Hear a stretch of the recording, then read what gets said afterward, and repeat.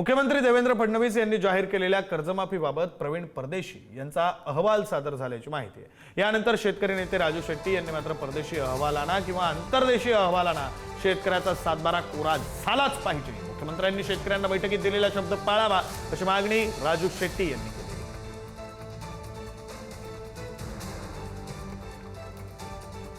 केली। 30 जूनच्या आत जे काही कर्जमाफी करायची आहे ते करू अशा प्रकारचं बैठक आमची झालेली, त्या बैठकीत सांगितलेलं होतं, त्यांनी घोषणा केलेली होती। त्यांनी कबूल केल्याप्रमाणे 7/12 कोराच केला पाहिजे, बाकीचे पर्याय आम्ही स्वीकारणार नाही।